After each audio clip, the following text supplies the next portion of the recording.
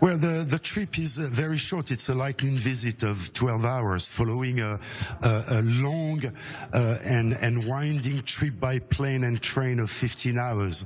The atmosphere is good, although, in Kyiv, as in Kyiv, we've heard the alarm sounding over the city. Although rockets didn't hit the city per se, they hit other provinces, but this is the system of the early warning of the Ukrainian army. The alarm is sounding everywhere. The minister, Eli Cohen, made a memorial visit in the first part of his journey. He went to Bucha, where Ukrainian civilians, over 450 were killed during the Russian occupation of that upscale suburb of Kyiv. And then he went to Babi Yar, the site of the ravine, the site of the massacre of over 30,000 Jews in September 1941, to lay a wreath there.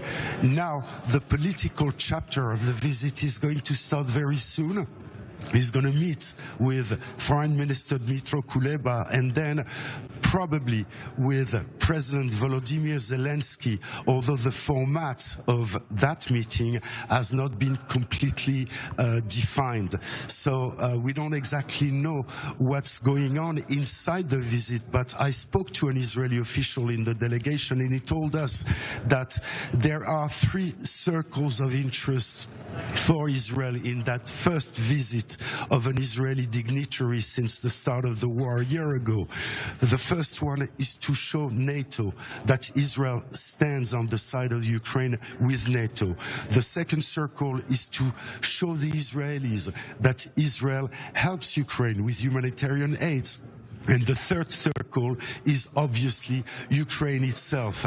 Now, the big question is whether Israel will reconsider its policy of 1 year in which only humanitarian aid was offered to Ukraine. Will they agree to Ukrainian demands of providing Israel with early warning systems or even of missile defense systems? That's a big question, and we don't have the answer yet.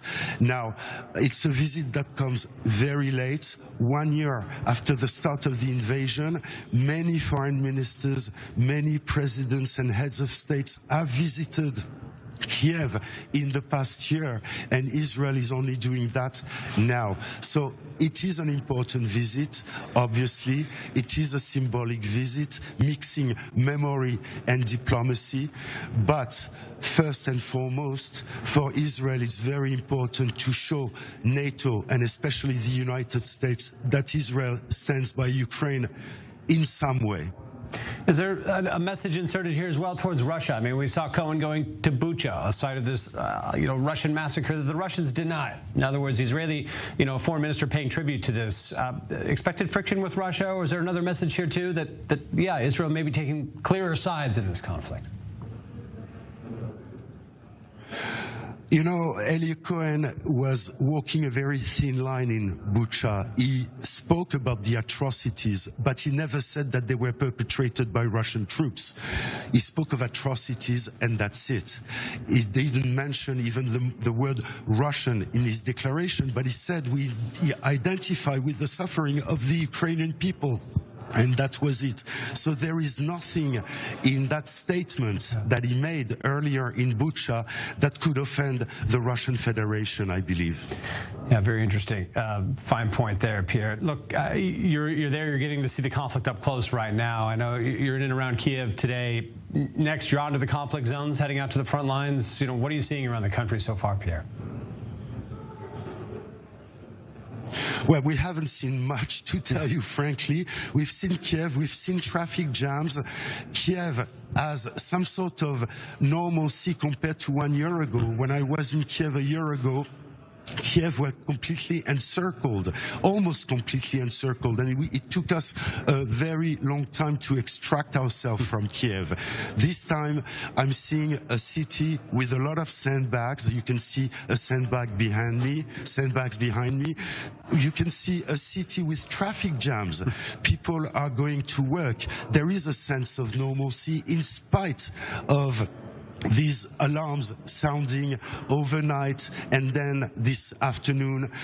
There is also, you can sense that people are going back to some sense of normalcy, and that's very important for the Ukrainian people, to show the world that in spite of all the hardship, life is going on. And in Kyiv especially, life is going on, and it's getting even better. There are no electricity cuts for the past few days.